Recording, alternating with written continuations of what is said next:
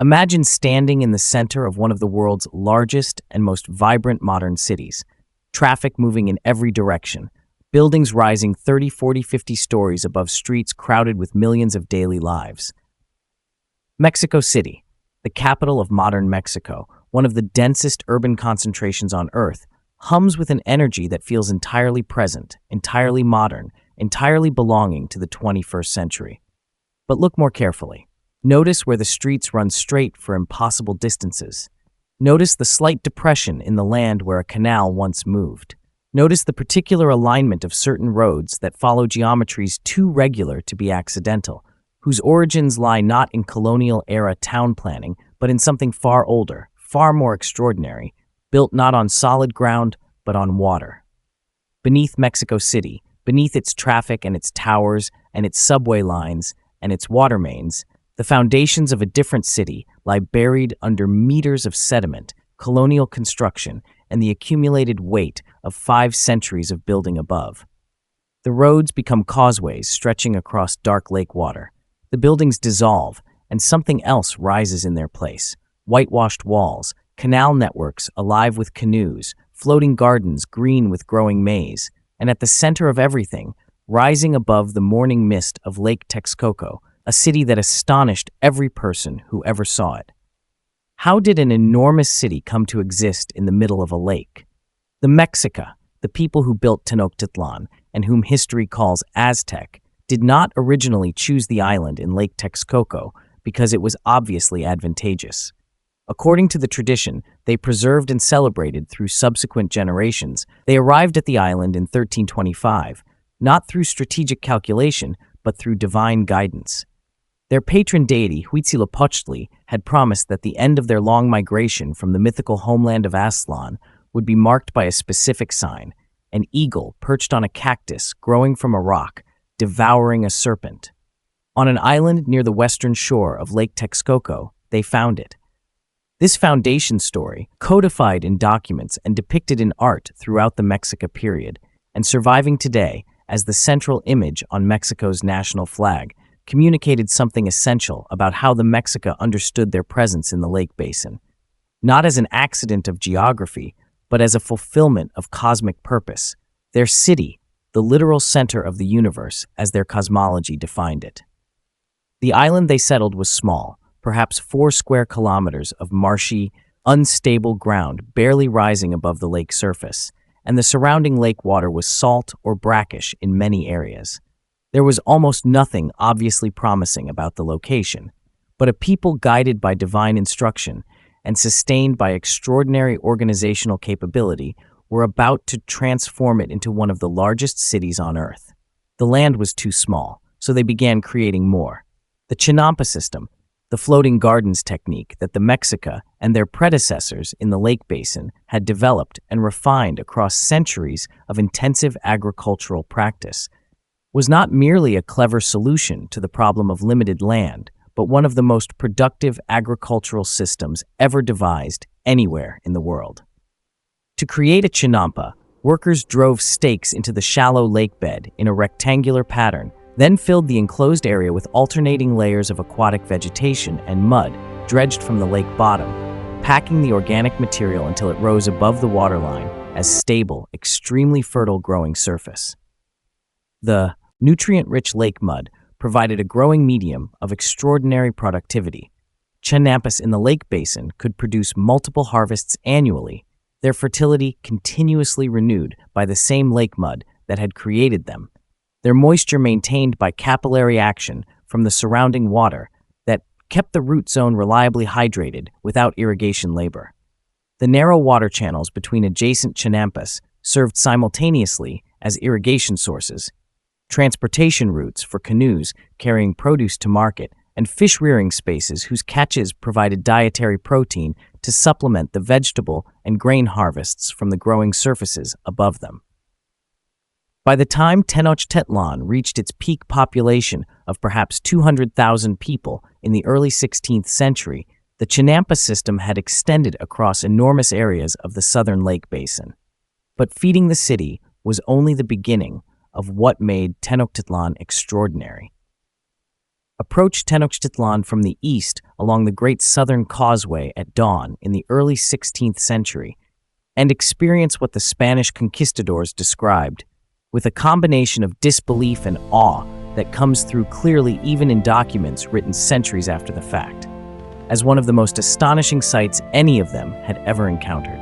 The causeway itself was a monumental engineering achievement, wide enough for 8 men to ride abreast on horseback, stretching several kilometers across the open water of Lake Texcoco, its surface paved and regularly maintained, equipped at intervals with bridges whose removal could isolate sections of the causeway for defensive purposes. 3 main causeways connected Tenochtitlan to the mainland, from the north toward Tepeyac, from the west toward Tlacopan, from the south toward Iztapalapa, converging on the island city like great stone highways across water. Walking or paddling toward the city along these roads, the traveler experienced a gradually building revelation, the island's outline resolving from mist into distinct features, the height of the central ceremonial precinct structures becoming clear above the waterline, the sounds of an enormous city at its morning work beginning to reach across the water before the buildings themselves were fully visible. Hernán Cortés, writing to the Spanish king Charles I, described Tenochtitlan as more beautiful than any city in Spain and found himself struggling to find adequate vocabulary for what he saw. Beyond the causeways stood a city unlike anything any of the Spanish visitors had expected to find. Within the city, Tenochtitlan's canal network created an urban circulation system whose combination of practical functionality and visual character led the Spanish witnesses, who compared it to Venice, to reach for the most extraordinary urban comparison available to their European reference points. The island city was divided into 4 great sectors: the Calpulli neighborhoods, arranged around the central ceremonial precinct, and within these sectors, canals between 2 and 10 meters wide cut through the urban fabric, their surfaces alive through the daylight hours with the movement of canoes carrying every category of goods and passengers that a city of 200,000 people required to function. An estimated 50 to 60,000 canoes operated on the city's canal network at the height of its operation, a fleet of small craft whose combined carrying capacity sustained the daily logistics of one of the largest cities in the world. The canoes ranged in size from small, single-person craft paddled by individual vendors selling hot food and flowers directly from their boats to large freight canoes, carrying hundreds of kilograms of maize, construction materials, or tribute goods through the canal system toward the market or storage facilities at their destination. The canal network served pedestrians too. The paved walkways and wooden bridges that crossed the canals provided continuous foot traffic routes through the city, while the canals themselves carried the heavy freight that would have been impractical to move by human porters through crowded streets. Las mejores frutas aquí. Every morning, those canoes headed toward one enormous marketplace, Tlatelolco's Great Market, located in Tenochtitlan's sister city on the northern portion of the same island, connected by causeway and eventually incorporated into the Mexica capital's administrative structure, was by every account the most impressive commercial space any of the Spanish invaders had ever encountered, its scale and organization provoking descriptions of amazed admiration from men who had seen the markets of Seville, Lisbon, and other major European commercial cities. Bernal Diaz del Castillo, a foot soldier in Cortés's expedition, whose later memoirs provide some of the most vivid descriptions of what he witnessed, wrote that when he and his companions first saw the market from a high vantage point, some of them had never seen anything of its kind. The market occupied an enormous plaza. Contemporary estimates suggest it could accommodate 25,000 traders and customers simultaneously, though actual numbers likely varied significantly with the day and season. Organized into distinct sections by commodity type, with the spatial discipline of deliberate commercial planning. Cacao beans moved through the market as currency and commodity simultaneously, their double function reflecting the Mexica economy's sophisticated integration of commodity money with barter exchange.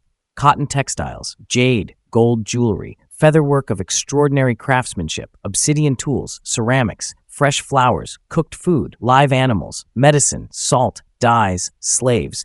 The market's inventory was essentially a catalog of everything the Mexica world produced and valued. Yet commerce alone could not explain Tenochtitlan's power over the lake basin and far beyond it. The agricultural system that sustained Tenochtitlan extended far beyond the chinampa gardens immediately surrounding the island, encompassing a regional food production network of considerable complexity organized through the tribute system that drew food resources from communities throughout the Mexica Empire and its trading partners. Maize, the foundational crop of Mesoamerican agriculture and nutrition, arrived in Tenochtitlan from fields across the Valley of Mexico and beyond, its transport by canoe through the lake system requiring the continuous operation of what amounted to an ancient agricultural logistics network of impressive scale. Maize was supplemented by amaranth, beans, squash, chili peppers, tomatoes, chia, and dozens of other food plants that the Mexica agricultural tradition cultivated with the accumulated knowledge of millennia of Mesoamerican farming practice.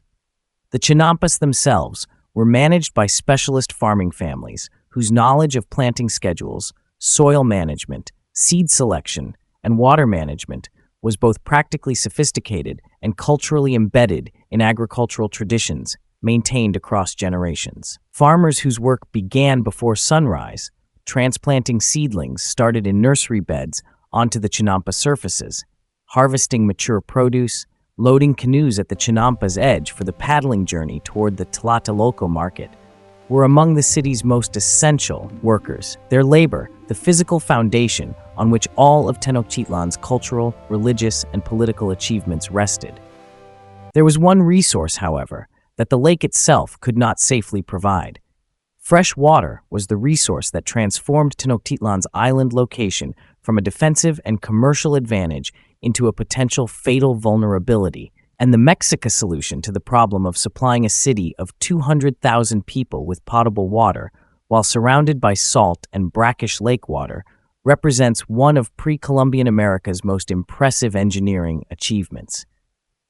Two aqueducts connected the island to freshwater springs on the mainland, the primary system drawing from Chapultepec, a spring on the western shore several kilometers from the city, its twin-pipe design allowing one pipe to remain in service while the other was cleaned or repaired, ensuring continuous supply without interruption. A second aqueduct connected the island to springs at Coyoacan to the south. These structures, built from stone and mortar across open water for distances that required sustained engineering commitment and ongoing maintenance labor, carried fresh water into the city's central distribution system, from which it was distributed through smaller channels to the neighborhoods, to the palaces, to the sacred precinct, and to the public fountains from which ordinary residents without private access could collect their daily household needs. The aqueducts were not simply practical infrastructure, they were physical expressions of the organizational capability that distinguished Tenochtitlan from any other pre-Columbian city in North America. Engineering achievements that Spanish observers noted with the particular admiration of people who understood infrastructure because they had built it themselves. Now the city could finally be fully entered at its heart. The ceremonial precinct at Tenochtitlan's center, the sacred enclosure within which the city's most important temples, schools, and religious facilities were concentrated, was an approximately 380 by 330-yard walled rectangle whose combination of monumental architecture, sacred function, and physical scale made it the most overwhelming single space in the city and one of the most impressive ceremonial centers in the pre-Columbian Americas. Buenos frijoles, Within the ¿quieres ver? enclosure's high Sí, por walls, favor. more than Y mira mis 78 structures turquesas. of Son varying muy scale and finas. function ¿Quieres una? Puedo occupied a cambiarla por carefully frijoles. organized Me ritual gusta landscape. esta. Gracias. The great double pyramid Gracias of a the ti. Templo Mayor, Que tengas un multiple buen día. smaller temples to different deities, the Calmacac priestly schools where elite children received intensive religious and intellectual education, the Eagle Warriors Cuauhtli Council House, the ball court where the ritual game Tlachtli was played with its complex cosmological associations, and the skull rack, the Tzompantli, where the skulls of sacrificed individuals were displayed as visible evidence of the ceremonies that connected the human world to the divine. Recent archaeological excavation of the Tzompantli by Mexican archaeologists has revealed a structure significantly larger and more elaborately constructed than previously understood. Its skull components, preserved in far greater numbers than historical accounts suggested. More than 8,000 people could gather within the precinct simultaneously, their presence for major ceremonies filling the space with sound and collective attention focused on the single building that dominated everything above it. Towering above everything was one building unlike any other. The Templo Mayor, the great El temple agua of está fresca Tenochtitlan, hoy. rose from Sí, the center y el of the mercado sacred está precinct lleno. as the city's visual, spiritual, frescas, and 2 por cosmological 1. axis. Tomaré Its 3. twin staircases ascending to 2 summit shrines that serve different but complementary divine purposes. The double shrine design at the pyramid's summit was deliberate and cosmologically significant. The shrine on the north side was dedicated to Tlaloc, the ancient rain deity associated with water, agriculture, and the sustenance of life. The shrine on the south side was dedicated to Huitzilopochtli, the Mexica sun and war deity, whose role in Mexica cosmology required continuous ceremonial attention to maintain the sun's daily movement across the sky. The two deities represented complementary cosmic principles: rain and sun, water and fire, the ancient agricultural deity and the newer militaristic one whose ascendancy reflected the Mexica's own political rise. Their dual shrine, reflecting the synthesis of different Mesoamerican religious traditions that Mexica theology had accomplished.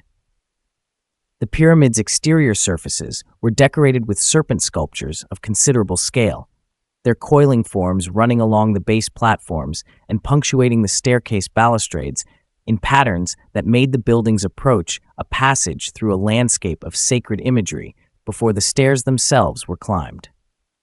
The approximately 90-foot structure, its summit shrines blazing with paint and precious materials in the morning light, communicated absolute sacred authority to everyone within sight of it. But the temple visible in 1519 was not the original structure. Peel back the pyramid's exterior layer and find another, older pyramid inside it. Peel that layer back and find another. The Templo Mayor that the Spanish encountered in 1519 was the product of at least 7 major building phases, each successive structure encasing the previous one, as each generation of Mexica rulers expanded the sacred building as both a religious act and a political statement. The innermost structure, the original pyramid built shortly after Tenochtitlan's founding in 1325, was tiny by comparison with its successors. A modest beginning expanded outward and upward across nearly 2 centuries of continuous enlargement. Each major expansion was commissioned by a specific ruler and associated with specific military victories whose tribute funded the construction, creating a building whose physical layers encoded the political history of Mexican imperial expansion as directly as any written document. The continuity of this building program, the commitment of successive generations to expanding and elaborating the same sacred structure rather than building elsewhere, reflected the Templo Mayor's unique status in Mexica cosmology. The building was understood as the precise point where the 4 horizontal directions of the universe met the vertical axis, connecting the underworld below to the celestial levels above, its location the literal center of the cosmos, as Mexica understanding defined it. To enlarge the building was to affirm the center's sacred significance and the ruler's connection to it. Each expansion had reflected something much larger, the relentless growth of an empire. The imperial palace of Moctezuma II the Tlatoani, the ruler who presided over Tenochtitlan in 1519, occupied a substantial area adjacent to the sacred precinct's southern boundary, its scale reflecting a conception of royal authority that expressed itself in spatial generosity rather than intimate grandeur. Spanish accounts describe a complex of rooms, courtyards, gardens, and specialized spaces sufficient to house hundreds of people engaged in the administrative work of governing an empire. Scribes recording tribute accounts, officials receiving delegations from that throughout the empire's extent, warriors reporting military information, priests conducting palace ceremonies, craftsmen producing luxury goods under royal patronage, and the domestic staff managing the physical needs of a ruling household of considerable scale. Moctezuma's personal quarters included a menagerie of animals collected from throughout Mesoamerica: jaguars, eagles, exotic birds of brilliant plumage, maintained as expressions of royal power over the natural world and as living embodiments of the divine forces that Mexica cosmology associated with predatory animals. Gardens attached to the palace included botanical collections of medicinal and ritual plants maintained for practical and sacred purposes. The tribute goods arriving continuously from the empire's constituent communities, cotton textiles, precious stones, featherwork, food, and dozens of other category-specific items were stored, processed, and redistributed from the palace's administrative infrastructure with the organizational efficiency that sustained an imperial economy operating without money in the European sense.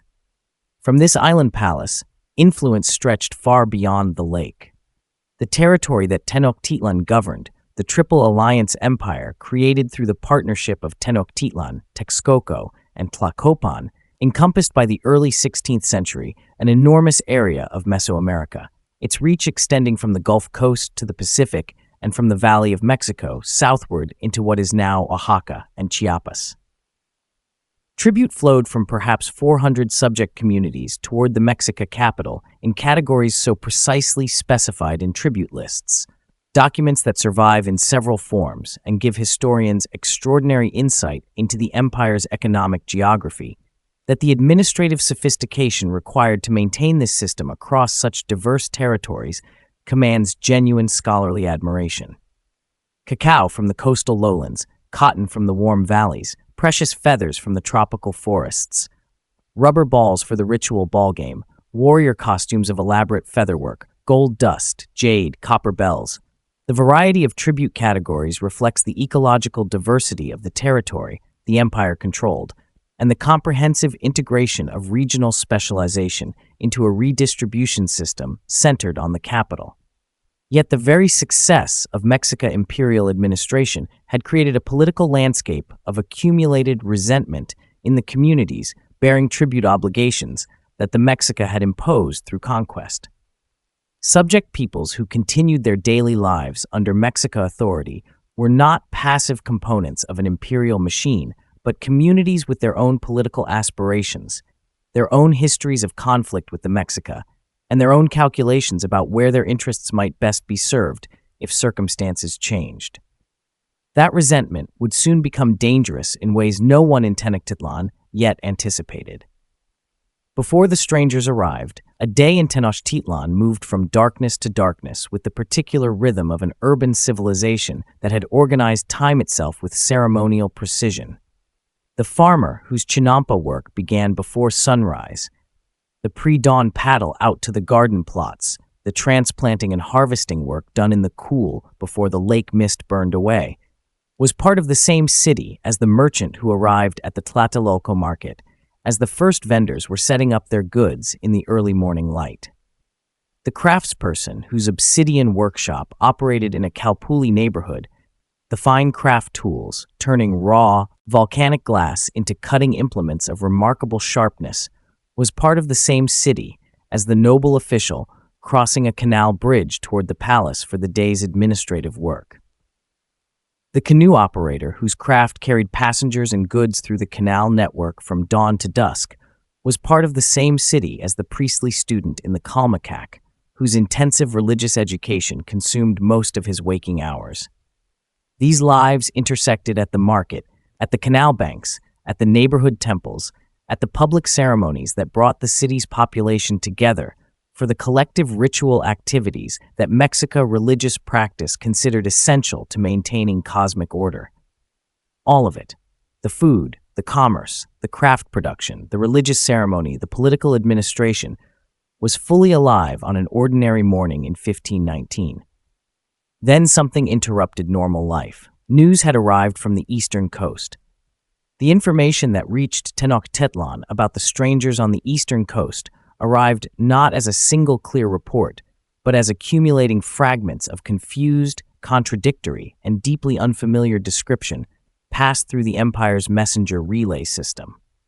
The accounts described men with skin of different color than any previously encountered, wearing metal covering their bodies that deflected weapons, traveling on large animals, horses, that Mesoamerica had no indigenous equivalent of, and arriving on enormous floating structures larger than anything the lake traders' canoe experience had prepared them to conceptualize accurately.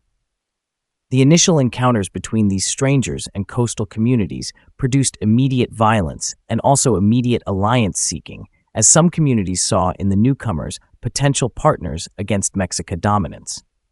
The political complexity of the coastal situation, multiple indigenous polities with different relationships to the Triple Alliance, different histories of conflict, and different calculations about what the strangers' arrival might mean for their own situations, meant that the information reaching Tenochtitlan reflected multiple perspectives simultaneously.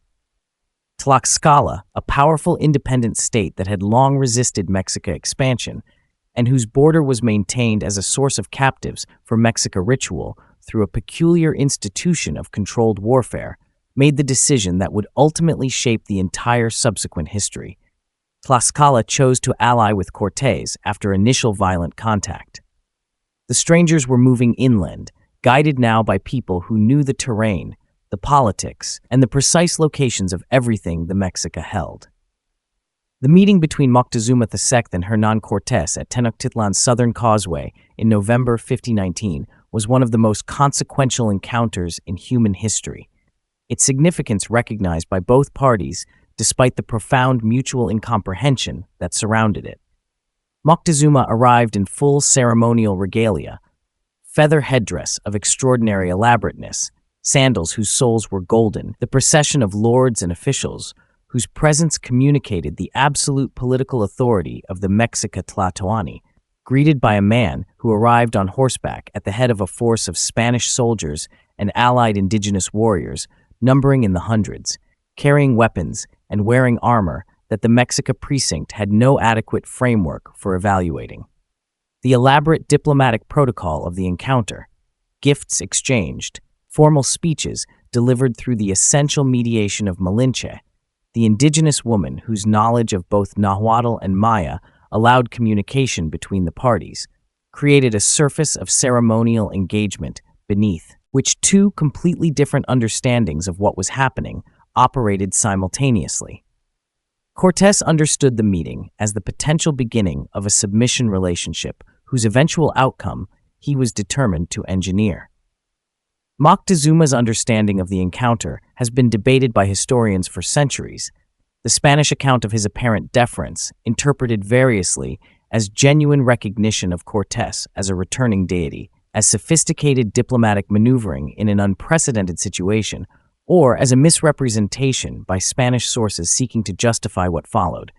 Neither side yet fully understood what this meeting would unleash. The weeks following Cortés's entry into Tenochtitlan unfolded as a sequence of escalating tensions whose trajectory seems almost inevitable in retrospect, but whose specific turning points each represented genuine contingencies that different decisions might have redirected.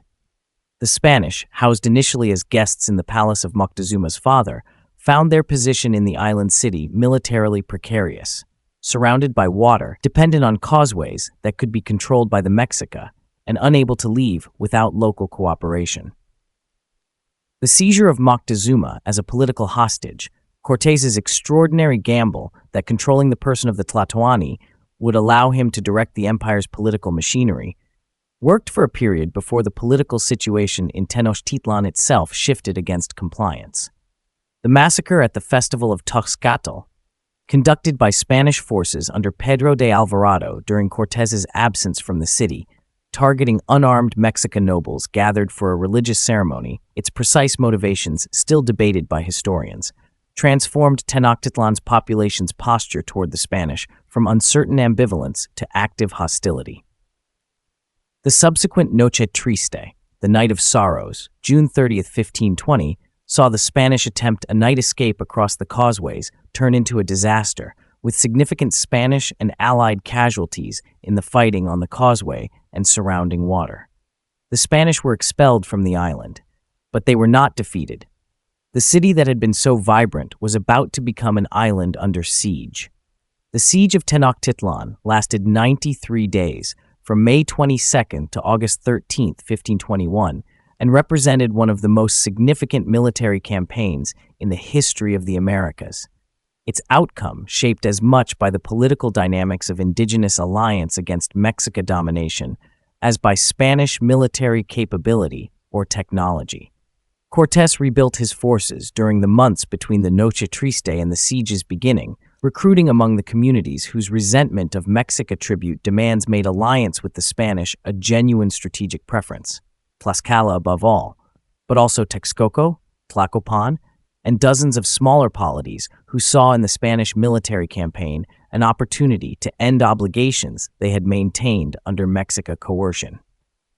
The Spanish construction of 13 brigantines, flat-bottomed sailing vessels capable of operating on the lake, transformed the strategic situation by giving the besieging forces control of the water surrounding the island, cutting off the canoe supply lines through which Tenochtitlan had previously maintained its access to food, fresh water, and military support from the mainland.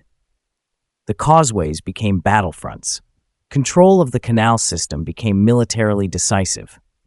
The aqueducts that had made the island livable were cut early in the siege, condemning the city's population to thirst as well as hunger across weeks of intense urban combat. The Mexica resistance was fierce and sustained, organized under the leadership of Cuauhtémoc, who had succeeded Moctezuma and then Cuitláhuac, the latter killed by smallpox during the months between expulsion and siege. On August 13, 1521, everything changed. The fall of Tenochtitlan on August 13, 1521, when Cuauhtémoc was captured while attempting to cross the lake and the organized Mexica resistance ended, brought not a clean historical conclusion, but a period of destruction whose scale and character shaped the physical landscape of Mexico City for centuries. The fighting within the city had been conducted house by house, block by block, the urban combat requiring the systematic demolition of buildings to prevent them from being used as fortifications by retreating defenders, a process that Cortés himself described in his letters with evident discomfort at the scale of physical destruction it required. The canals, used by the Mexica to slow the Spanish advance by flooding and by the Spanish advance to deny retreat routes, were deliberately filled with rubble during and after the fighting. The hydraulic system that had defined Tenochtitlan's character for nearly 2 centuries, buried under the material of demolished buildings.